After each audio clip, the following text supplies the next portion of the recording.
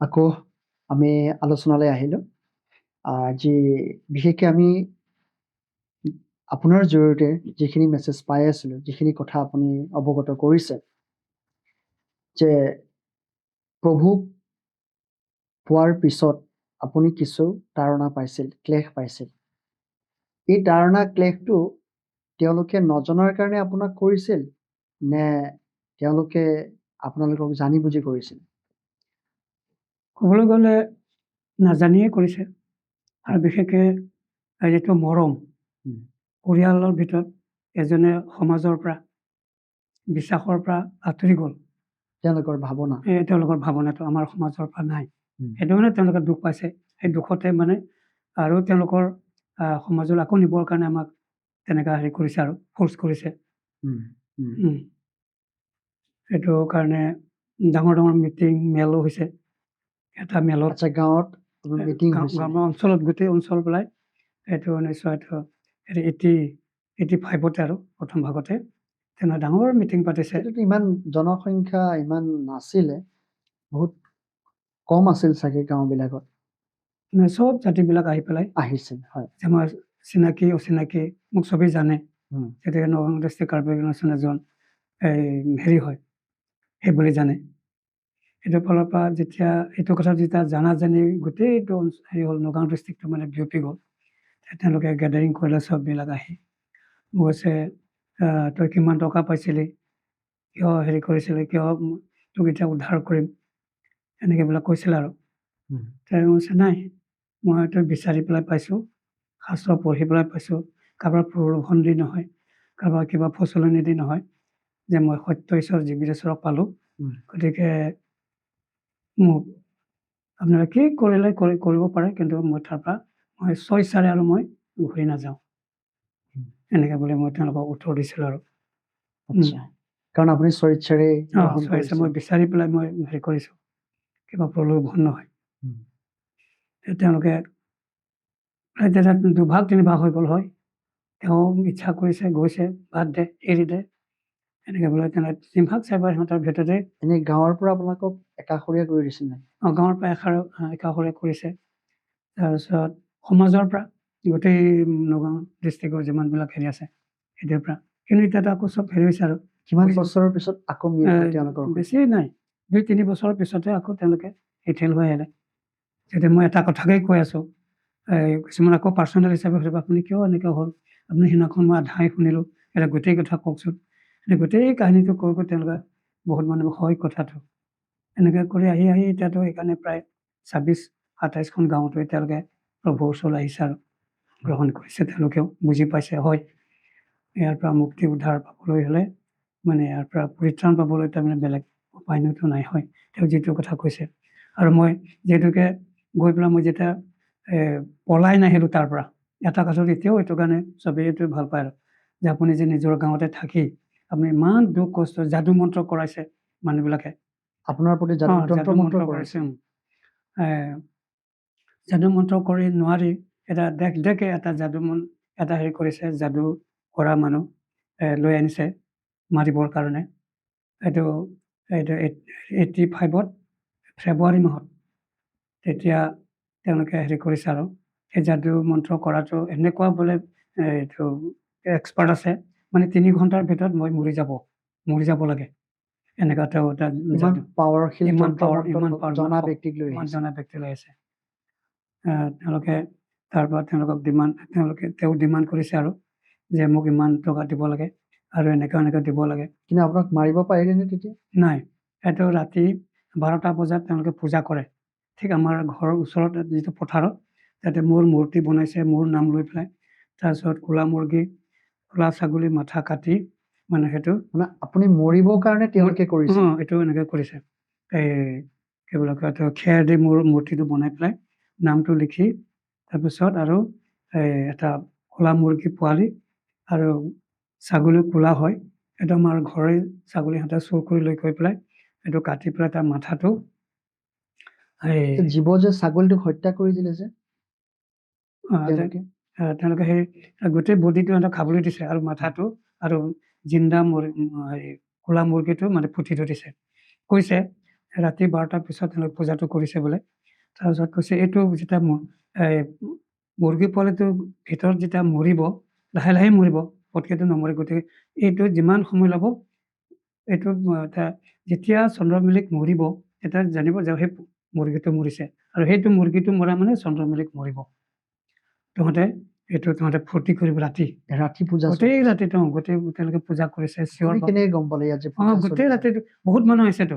আৰু কৈছে সিহঁতে গোটেই আপুনি মৰি যাবলৈ কাৰণে বহুত মানুহ গোট খাইছে আৰু সিহঁতে কৈছে আজি আজি আজি আজি ৰাতি চন্দ্ৰমিলিক আৰু নাই, আৰু তহঁতে এতিয়া ফূৰ্তি কৰ, নহ'লে আৰু কালি ৰাতিপুৱা তহঁতে তাক জিন্দা নাপায়। এনেকৈ কৰি একদম চিঞৰি চিঞৰি গৈছে তহঁতে, ঢোল বজাই বজাই হেৰি কৰিছে। তাৰপিছত আমি প্ৰাৰ্থনাত আছিলোঁ। আপোনালোকে কেৱল প্ৰভু যীশুৰ নামেৰে প্ৰাৰ্থনা কৰি যীশু আছে? খ্ৰীষ্টৰ প্ৰাৰ্থনা, প্ৰভু তোমাৰ ইচ্ছা, মই মৰিলোঁ প্ৰভু তোমাৰ নামতে মই আহিলোঁ, যেতিয়া এতিয়া মৰিলেও তোমাৰ হাততে মোৰ জীৱনটো এৰি দিছোঁ। আৰু কিন্তু তোমাৰ বাক্যই কৈছে, সেই যে তুমি ভয় নকৰিবা, মই তোমাক সহায় কৰিম, ব্যাকুল নহ'বা, কিয়নো মই তোমাৰেই ঈশ্বৰ, মই নিজ হাতেৰে তোমাক ধৰি ৰাখিম বুলি তোমাৰ বাক্যই কৈছে। মই প্ৰভু সেইকাৰণে মই ভয় নকৰোঁ, মই মৰিলোঁ প্ৰভু তোমাৰ হাততে। আৰু গতিকে এই পৰিত্ৰাণৰ মুক্তি উদ্ধাৰটো অনন্ত জীৱনৰ ভাগি হ'লোঁ যেতিয়া, মই মৰিবৰ কাৰণে মই একো ভয় নাই প্ৰভু। তেওঁলোকে যদি কিবা কাটিবলৈ আহিলোঁ, মাৰিবলৈ আহিলোঁ, আৰু তেওঁলোকে কি উপায়েৰে মোক হত্যা কৰিবলৈ, মই প্ৰভু মই ভয় নকৰোঁ, মই তোমাৰ হাতেৰে। গোটেই নগাঁও ডিষ্ট্ৰিক্ট তেওঁলোকে যিমানবিলাক লোক আছে, তেওঁলোকে একো নাজানাকৈ হয়তো তেওঁলোকে আৱেগিক হিচাপত আহিছে, তেওঁলোকে দুখত হয়তো মই কিয় খ্ৰীষ্ট গ্ৰহণ কৰিলোঁ, সেইটো দুখতে তেওঁলোকৰ সমাজত আকৌ লৈ যাবৰ কাৰণে তেওঁলোকে হেৰি কৰিছে। হয়, এইটো মই মানিছোঁ, কিন্তু সিহঁতৰ হৃদয়তো তুমি কথা ক'বা, আৰু তুমি যে সত্য ঈশ্বৰ হয়, সেইবুলি মই প্ৰাৰ্থনা গোটেই ৰাতি গোটেই পৰিয়ালটোৱে প্ৰাৰ্থনা কৰিছোঁ। তেওঁলোকে পূজা অৰ্চনা কৰি আছে গ'ল, আৰু আপুনি প্ৰাৰ্থনা কৰি গুচি গ'ল। ৰাতিপুৱা 12 বাজিল, 1 বাজিল, 2 বাজিল, 3 বাজিল, 4, 5 বাজিল, ৰাতিপুৱাই গ'ল। তাৰপিছত আমিতো সাৰ পালোঁ, সিহঁতে গোটেই ৰাতিটো মদ আৰু সেই মাংস টাংস খাই পেলাই বহুত দেৰিকৈ সাৰ পালে। তাৰপিছত সেই মানুহজন মানে 12টা বজাৰ পিছতে তেওঁ নিজৰ ঘৰলৈ গুচি গ'ল, তাৰমানে এইটো সময়ত সি থাকিব নোৱাৰে বুলি কৈছে। তাৰপিছত যেতিয়া সিহঁতে 8টা 9টা বজাত যেতিয়া সাৰ পালে, মোক দেখিলে, প্ৰথমতে গাঁৱৰ মানুহবিলাক দেখিলে, কোনো কান্দা কটা কোনো নুশুনিলে। সেইটো কাৰণে তাৰপিছত কি হ'ল, 3 ঘণ্টাৰ ভিতৰত মৰিব বুলি কৈছে, মৰা নাই, কি কথা হৈছে। সিহঁতে 4-5 জনে মিলি চাইকেল লৈ পেলাই আমাৰ গাঁৱৰ পৰা প্ৰায় 5-6 কিলোমিটাৰ হ'ব আঁতৰতেই তালৈ গ'ল। তাৰ ঘৰলৈকে খবৰটো লওঁচোন, কি হৈছে, মানুহটো কিয় ঠগিলে। গৈ পেলাই দেখিছে, এতিয়া সেই মানুহ ঘৰত, সেই দেউৰী ঘৰত যেতিয়া গৈ পোৱাৰ আগমুহূৰ্ততে মানে হেৰি হ'ল, এই মানুহবিলাক জুম খাইছে, গোটেই গাঁৱৰ মানুহবিলাক, আৰু মাইকী মানুহ ভিতৰত কান্দি আছে। তাৰপিছত সিহঁতে গৈ পেলাই ৰাস্তাতে থিয় হৈ থকা মতা মানুহবিলাকক সুধিছে, কি হৈছে তেওঁলোকৰ ঘৰত। সেই মানুহে কৈছে, মানুহজন ৰাতি বোলে ক'ৰবাত পূজা কৰিবলৈ গ'ল বোলে, তাৰ পৰা আহি পেলাই কিমান জানো ৰাতি শুলে, কিন্তু এতিয়া ৰাতিপুৱা সাৰ নাপালে, ঘৈণীয়েক আৰু ল'ৰা ছোৱালীবোৰে উঠাবলৈ গ'ল, বোলে মৰি আছে বুলি কৈছে। মানে আপুনি ক'ব বিচাৰে, মানে যিজন ব্যক্তিয়ে পূজা অৰ্চনা কৰিব আহিছিল আপোনাৰ তন্ত্ৰ মন্ত্ৰ কৰি আপোনাক হত্যা কৰিবলৈ, সেই ব্যক্তিজন সেই ঠাইৰ পৰা ঘূৰি গৈ আপোনাৰ তেখেত মৰিলে। সিহঁতে তেতিয়া একদম বিৰাট ভয় খালে, যিজনক আমি মাৰিবৰ কাৰণে হেৰি কৰিছোঁ, কিন্তু কিয় মানুহজন নিজেই মৰি গ'ল। সিহঁতে আহি পেলাই তেতিয়া গোটেইকেইটা একদম মাথা হেৰি হৈ গৈছে, আৰু গৰম হৈ গৈছে। এনেকুৱা হ'লে নহ'ব, তাক জিন্দাই মাৰিব লাগিব। আকৌ সেইটো তেওঁলোকে প্লেন কৰিলে। প্ৰায় 1 মাহ 1.5 মাহ তেওঁলোকে প্লেনৰ মাজত হেৰি কৰিলে। তাৰপিছত আমাৰ গাঁৱলৈ, আমাৰ যিটো ৰাঙলুৰ পৰা আমাৰ গাঁৱলৈ যাবৰ কাৰণে এটা কালভাৰ এটা আছে, সেই কালভাৰত মই আকৌ প্ৰচাৰ কৰি পেলাই এইটো ৰাস্তা দি মই অহা যোৱা কৰোঁ। ঠিক সেইদিনাখন গধূলি মই গৈ থাকোঁতে পৰুপৰ অৱস্থাত মই যেতিয়া ৰাঙলুত আমাৰ চেণ্টাৰত যেতিয়া মই গাড়ীৰ পৰা নামিছোঁ, তেতিয়া এজনে এইটো ইনকুৱাৰী কৰিবলৈ মই গাড়ীৰ পৰা নামিছোঁ, বজাৰ চজাৰ কৰিছোঁ। সি যেতিয়া মই আহি থাকোঁতে সি চাইকেল মাৰি আহি এই কালভাৰ ভিতৰত সিহঁতে 10-12জন সোমাইছে, কোৰ যাঠি জোং এইবিলাক লৈছে। তাৰমানে মই তাত ৰাতি হ'লে তাক এই পথাৰতে মোক কাটি পেলাই মানে সিহঁতে পুতি থৈ দিব, এনেকৈ মানে পথাৰতে মানে পুতি থ'ব, এনেকৈ মানে সিহঁতে প্ৰিপেয়াৰ কৰিছে। আৰু তেতিয়া মই আহি থাকোঁতে, তেতিয়া এই ৰাঙলু বজাৰৰ পৰা যেতিয়া পথাৰ গৈ আছোঁ, তেনে এজনে চব কালভাৰ ভিতৰত লুকাই আছে, এজনে চাই পেলাই এইজন আহিছে এইজন চা তেতিয়া এজনে দেখিছে আহিছে আৰু এজনে কৈছে কোটা তাৰ লগত 2জন আছে দেখোন এই বগা বগা কাপোৰ পিন্ধা মানুহজন কোন হয় অথনি মই আহোঁতে সি আহি থাকোঁতে মই এজনহে দেখিছোঁ চেন্নাই এতিয়াতো তাৰ সোঁ চাইডে বাওঁ চাইডেও 2জন মানুহ আছে আপুনি গাড়ীখনৰ পৰা অকলে নামিলে মই অকলে অকলে বজাৰ নামিছোঁ। কৰিলে অকলে আহি আছে আছোঁ কিন্তু তেওঁলোকে সেই কালভাৰ ভিতৰত সোমাই পেলাই মোক হেৰি কৰিছে তাতে ধৰিবৰ কাৰণে কিন্তু আপোনাৰ 2জন দেখা পালে সিহঁতে আপোনাৰ লগত। 3জন দেখা পালে মোৰ লগত মই বোলে 2জন মানুহ তাৰ মাজে মই কিবা কথা পাতি থকা এনেকুৱা আছে তাৰপিছত চব ভয়তে মই যেতিয়া গৈ আছোঁ সিহঁতে আকৌ ভিতৰতে কালভাৰ ভিতৰত সিহঁতে সোমাই থাকিল এতিয়া মই কালভাৰৰ ভিতৰৰ ওপৰেদি মই গুচি গ'লে একদম গাঁও পাওঁ বয়স আকৌ সিহঁতে চালে চাচোন চা বুলি কওঁতে আকৌ এজনে মোক দেখিলে এজনহে দেখিলে সেই যে 2জন মানুহ ক'ত গ'ল আকৌ এনেকৈ হেৰি কৰিলে এজনহে হ'ল এতিয়া তেতিয়া মইতো গাঁও সোমালেই সেইটো মানে সিহঁতে ফেলাৰ হৈ গ'ল মোক আৰু হেৰি কৰিব নোৱাৰিলে মোক মানে হত্যা কৰিব নোৱাৰিলে মানে পূজা অৰ্চনা কৰিও আপোনাক হত্যা কৰিব নোৱাৰিলে জিন্দাই জীয়াই কৰিও আপোনাক হত্যা কৰিব নোৱাৰিলে এনেকুৱা ঈশ্বৰে নেকি মোক সেইসকল ব্যক্তি যিসকলে আপোনাক নজনাকে তেওঁলোকে কুবুদ্ধি কুভাৱনা ভাবিছিল সেইসকল ব্যক্তিৰ পিছত আপোনাৰ সৈতে আকৌ দেখা সাক্ষাৎ বা গাঁৱতে লগ ভাগ হৈছিল দেখিছে সিহঁতে এজনটো পুৰা পাগলা হৈ গ'ল সেই তাৰ পৰা মই তাক কেনেকৈ হত্যা কৰিম কেনেকৈ তাক মাৰিম এনেকৈ যিয়ে কুপৰিকল্পনা কৰি আছে যিবিলাক মেইন পৰিকল্পনা কৰাটো মানে তেওঁ এজন পগলা হৈ গ'ল গোটেই চিঞৰ বাখৰ কৰি মই তাক হত্যা কৰিম তাক মাৰিম এনেকৈ বুলি তাৰ হেৰি হৈ গ'ল এই বিষয়খিনি আপোনালোকৰ গাঁওবাসী বা আপোনাৰ সমাজ বা আপোনাৰ ওচৰে পাজৰে চাগে বহু গাঁৱে প্ৰচাৰিত হৈ গৈছিল যে এনেকুৱা এটা পৰিস্থিতি হৈ আছে বুলি বহুলোকে গম পাইছে তাৰপিছত এদিন সি পগলা হৈ মোক মাৰিবৰ কাৰণে দা লৈ আহিছে মোক মাৰিব মোৰ পিছফালৰ পৰা আহিছিলে মাৰিবৰ কাৰণে মোৰ সন্মুখত থকা মানুহবিলাক দেখিছে সি মোক দা লৈ পেলাই মোক কাটিব মানে সিহঁতে একদম ভয় কাটিলে আচ্ছা মইতো কোনে কাটিলে দেখা নাই আপুনি পিছফালৰ পৰা মাৰিব আহিছে দা লৈ পেলাই মোৰ সন্মুখত থকা সেইবিলাকে দেখিছে তোক কাটিলে বুলি কৈছে মই ৰৈ গ'লোঁ তেতিয়া পিছফালে চাইছোঁ নাই মই পিছফালে চাইছোঁ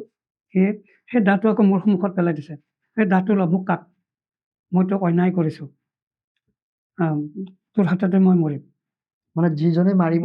আহিছে এজনে দাটো মোৰ ভৰিত পেলাই মই তেতিয়া তাক ফটকে ধৰিলোঁ কি হ'ল তোক মই বহুত অন্যায় কৰিছোঁ এনেকৈ কৰিছোঁ এতিয়া মোক পুলিচে খেদাইছে দৌৰাইছে সেইকাৰণে মই পলাই আহিছোঁ এনেকুৱা একদম চুলি তুলি লম্বা একেবাৰে হেৰি হৈ আছে আৰু তাৰ চকু লাল হৈ আছে তাৰপিছত কোনে তোক খেদিছে বোলে পুলিচে মোক খেদিছে তই মোক মাৰি পেলা মই বহুত অন্যায় কৰিছোঁ বোলে তই মোক কিয় মোক অন্যায় কৰিছে মই একো অন্যায় কৰা নাই এতিয়া মই সেইজনে প্ৰথম এতিয়া খ্ৰীষ্টক গ্ৰহণ কৰিলে যীচুক গ্ৰহণ কৰিলে বোলে মই তই বিশ্বাস কৰা যীচুক মই গ্ৰহণ কৰিম তই গ্ৰহণ কৰিবি নকৰি তোৰ কথা কিন্তু তোক পুলিচে হেৰি কৰা নাই মই তোক প্ৰাৰ্থনা কৰি দিম এতিয়া সেইদিনা শনিবাৰ আছিলে তেতিয়া মই তাক সাৱটি ধৰি পেলাই মই যীচুৰ নামে ইমানকে তাৰণা অত্যাচাৰ কৰাৰ পিছতো আপুনি সাৱটি ধৰি তেখেতৰ কাৰণে প্ৰাৰ্থনা কৰিছে ইমান ভাল মনলৈ ভাৱটো কেনেকৈ আহিলে ক'ৰ পৰা পালে নাজানিলোঁ আৰু মুঠত অকস্মাতে আৰু তাৰ কাৰণে মই সদায় প্ৰাৰ্থনা সিহঁতৰ গ্ৰুপটোৰ কাৰণে মই প্ৰাৰ্থনা আছিলোঁ যে সিহঁতৰ মনটো সলনি কৰি দিয়া পৰিৱৰ্তন কৰি দিয়া প্ৰভু তেওঁলোকে একো নাজানে নহ'লে সিহঁতক তাৰ জীৱনটো নষ্ট হ'ব পৰিয়ালটো নষ্ট হ'ব প্ৰভু তেওঁলোকক মন পালন কৰি দিয়া এজনে এনেকুৱা কৰি আহিলে প্ৰথমজন ব্যক্তিক গ্ৰহণ কৰিলে আপোনালোকৰ পিছত তাৰপিছত আৰু এজনটো আৰু সি মোক কাটিবৰ কাৰণে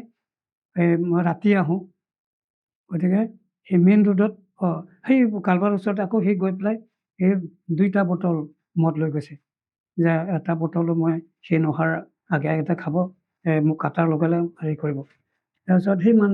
মানুহটো কি হ'ল ল'ৰা মানুহ হয় ডেকা সেইটো সেই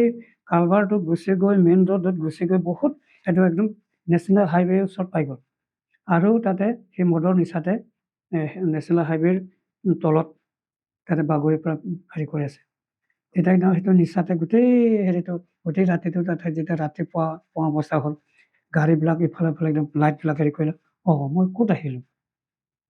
এতিয়া মোৰ কি হ'ব মই ক'ত যাম এতিয়া এনেকৈ ৰাতিপুৱা অৱস্থা হৈ গ'ল মানুহবিলাকে এইটো কি বুলি কয় এইটো মৰ্ণিং ৱাক মানুহবিলাকে দেখিলে দেখি পেলাই এইটো ক'ৰ মানুহ এইটো চোৰ নেকি বোলে এজনে বোলে হেৰি কৰিলে কোৱা শুনিলে সি এইটো কথা শুনি যিহেতু হাতত দাও লৈ পেলাই একদম যে পথাৰ যি দৌৰিলে আৰু মানুহবিলাকক খুব দৌৰালে তাক দৌৰাই পেলাই সি এটা পথাৰ মাজত কুঁহিয়াৰ খেতি আছে কঠীয়াৰ খেতিৰ মাজতে সোমাই গ'ল তাতে একদম পৰি আছে সেই তাতে হেৰি কৰিছে চিন্তা কৰিছে মোৰ সেই আংকলক মই তাক মাৰিম বুলি কোৱা কাৰণে মই এনেকুৱা হৈ গ'ল নেকি মই ক'ত আহিলোঁ কেনেকুৱা হৈ গ'ল তাৰপিছত মানুহবিলাকে চাৰিওফালে ঘেৰাও কৰিছে ঘেৰাও কৰি পাথৰ মাৰিছে তাৰ পিঠিত ধাপ ঢুকি পৰিছে তাৰ বেছি উঠা নাই আৰু তাৰপিছতে যেতিয়া নুঠা হেৰি হৈছে এই পলাই গ'লো বোলা এই বল বাদ দে এনেকৈ কৈ যদি গোটেইবিলাক গুচিলে সি তেতিয়া লাহেকৈ উঠি তাৰ গোটেই পিঠিৰ পাথৰ পৰা হেৰিত তাৰপিছত একদম সি পথাৰে আহি বোকাই পানে হেৰি একদম গাঁৱত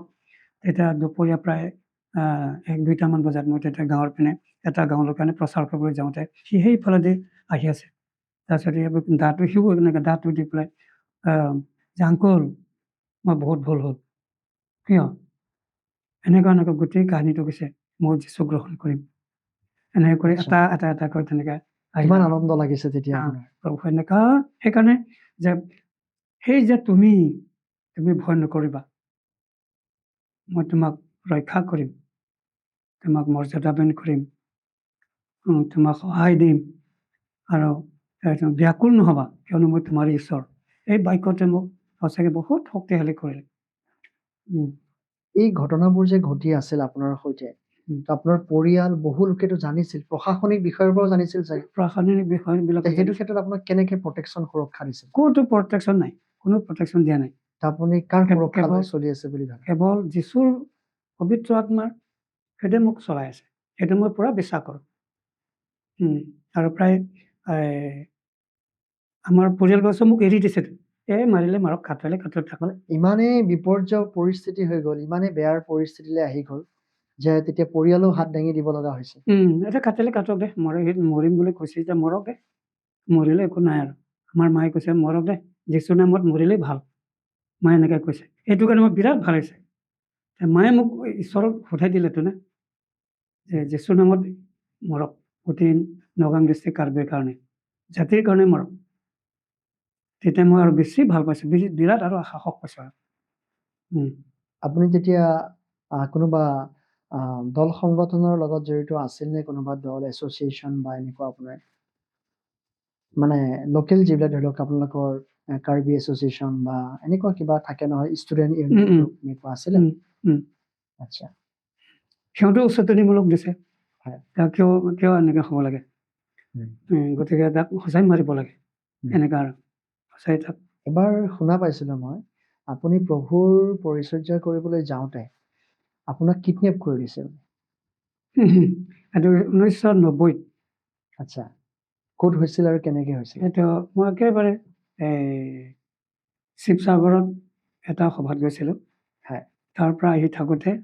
বাছত আহি থাকোঁতে মই যোৰহাটত নামিম তাতে মোৰ চিনাকি বন্ধু এজন আছে তাতে ৰাতি থাকিম দিনাখনে মই ঘৰলৈ আহিম কিন্তু 4জন ডেকা ল'ৰা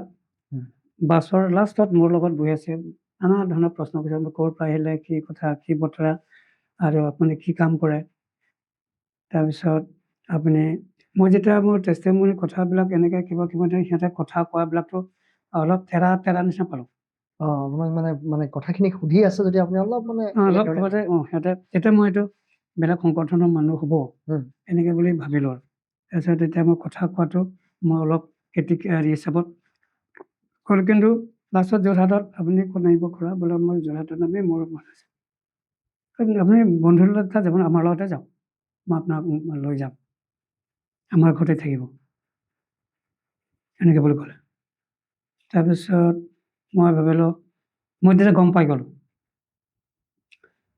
অলপ দূৰ হ'ব কাৰণ অচিনাকি ব্যক্তি থাকিবলৈও সুবিধা দিছে গতিকে মই ভাবিলোঁ আৰু এইটো সময়তে এতিয়াতো ফোনৰ যোগাযোগটো নাই তাৰপিছত মই খালি বাইবেলৰ যিটো মোনাটো আছে তেনেকৈ আছে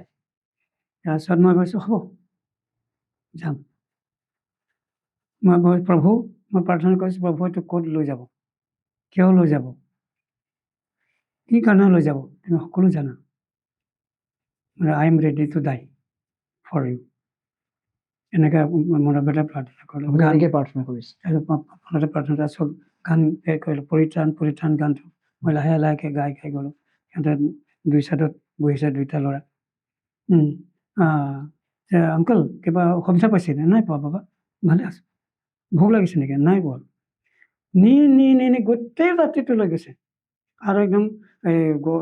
যোৰহাট চহৰৰ পৰা পাৰ হৈ গৈ সৰু লুংলিঙা ৰাস্তা লৈ গৈছে ক'ত লৈ গৈছে মই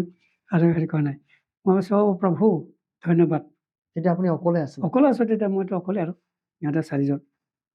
ড্ৰাইভাৰটো তাৰপিছত নি নি একেবাৰে ৰাতি পুৱা পুৱা অৱস্থা হৈছে কাৰণে ৩টা ৪টা এনেকৈ হৈছে আৰু সেইখিনি জেগাত গৈ পাইছে তাতে ডাঙৰ সৰু গাঁও ঘৰ এটা ডাঙৰ পকা ঘৰ কিন্তু তাতে ছোৱালী গ্ৰুপ ল'ৰাৰ গ্ৰুপ এই আহে যায় এনেকৈ একদম এইবিলাক হেৰি কৰি আছে আৰু মই কৈছোঁ এতিয়া হ'ব ইয়াতে যদি মই কিবা কৰিম মই যি হ'বলগীয়া হ'ব গ'লোঁ এই খুৰাক লৈ আনিলোঁ বুলি কৈছে বহিলোঁ চববিলাক সুধিছে চাহ খাবলৈ দিছে কিবা কৈছে মই তেতিয়াৰ পৰা মই লঘোণত ফাৰ্ষ্ট টাইমত প্ৰভু মোৰ মুঠি যদি ইয়াত আছে হ'ব তোমাৰ হাততে গতালোঁ আৰু নহয় এওঁলোকৰ ভিতৰত যদি মোৰ হাতত যদি গোটাই দিছে প্ৰভু তুমি মোৰ হাতত গোটাই দিয়া আজি কেইদিন থাকিম ইয়াতে তেওঁলোকৰ যেন ভালকৈ কথা পতা যেন পাৰিম আৰু যদি সিহঁতৰ হাততে তুমি মোৰ জীৱনটো সদায় যে হ'ব সেইটো মই সন্তুষ্ট তেতিয়া গ্ৰুপবিলাক হেৰি কৰিছে মই কেৱল যীশুৰ বিষয়ে কৈছোঁ আৰু মুক্তি উদ্ধাৰ কৰোঁতা আপুনি তাতো প্ৰভুৰ বাক্যৰ কথা সৌভাগ্যত আছে মই মানে সেই গ্ৰুপটো কি আছিল বাৰু এইটো সংগঠনটো আছে নেকি অস্ত্ৰধাৰী সংগঠন আছে নেকি এনেকৈ ভাবোঁ মই অসমখনক ভাল পাওঁ চবেই যেন ঈশ্বৰক জানে সত্যত চলে সেইটোৱে মোৰ প্ৰাৰ্থনা আৰু মোৰ ইচ্ছা আৰু আপোনালোকৰ যিটো অস্ত্ৰ লৈছে সেইটোতো কিন্তু বেছি দিন নহ'ব আপোনালোকে এতিয়া যুগুত হ'ব মোৰ মুখৰ পৰা গৈছে এতিয়া এইটো চৰকাৰে ইয়াত বেন কৰি দিব আপোনালোকে সাৱধান হ'ব আমাৰ অসমৰহে বহুত ক্ষতি হ'ব গতিকে মোৰ প্ৰাৰ্থনাটো এইটোৱে যে ময়ো অসমখন যেন শান্তি হওক অসমখন যেন ভালকৈ আত্মিক দিশত আধ্যাত্মিক দিশত মানুহবিলাক যেন সকলো যেন অসমৰ কাৰণে দিব পাৰে সেইটোৱে মই বিচাৰোঁ এনেকৈ বহুত দিন ৰখালে মই ফাষ্টিঙত থাকিলোঁ আকৌ এদিন গধূলা সময়ত মোক আকৌ তেনেকৈ আকৌ বেলেগ ৰাস্তা যে আনিলে আনি কোনটো ৰাস্তা মই এতিয়াও মনত হেৰি কৰোঁ এইখিনি এৰি দিলে ডাঙৰ ৰাস্তা সিহঁতে কৈছে আনি পেলাই আপোনাক এৰি দিছে এৰি দিছে বাটতে কিমান দিনমান তাত থাকিল তাত 12 দিনমান থাকিলোঁ ঘৰৰ লগত যোগাযোগো নাছিলে নাই মই মোৰ ঘৰ নাই বুলি কৈ দিছোঁ মোৰ ঘৰ নাই মোৰ গোটেই পৰিয়াল মই কেনে যীচু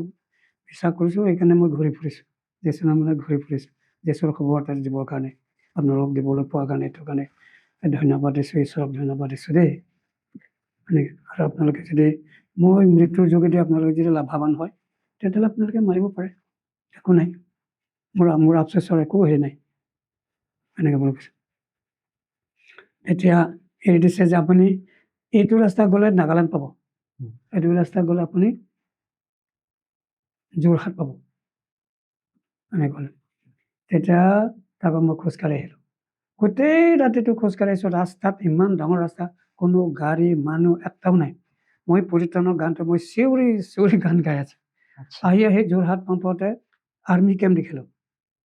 আৰ্মি কেম্প তাতে একদম মানুহবিলাকে ৰুটি বনোৱা একদম ৰাতি পং হৈ আছে নাই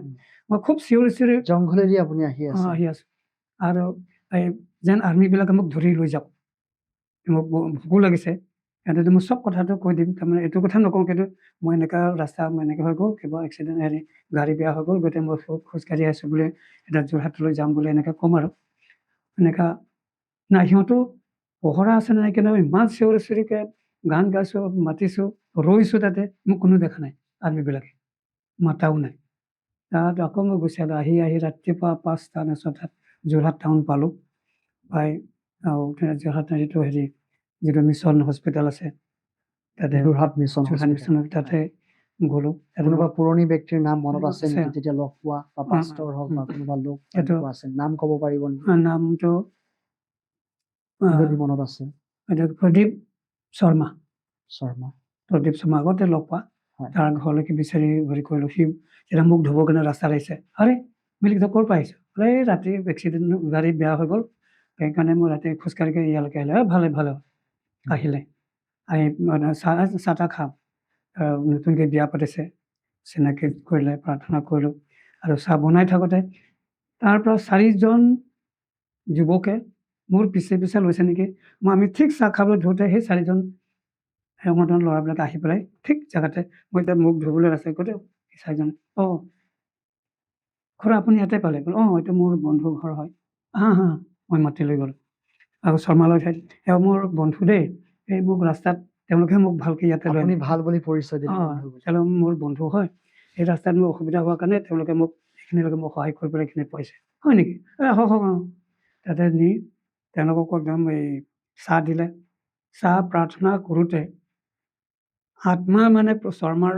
সাংঘাতিক হেৰি আছে আত্মাতেই তেওঁলোকক মানে এনেকৈ কৰিছে আটাইকেইটা ল'ৰাবিলাকে খুব কান্দিছে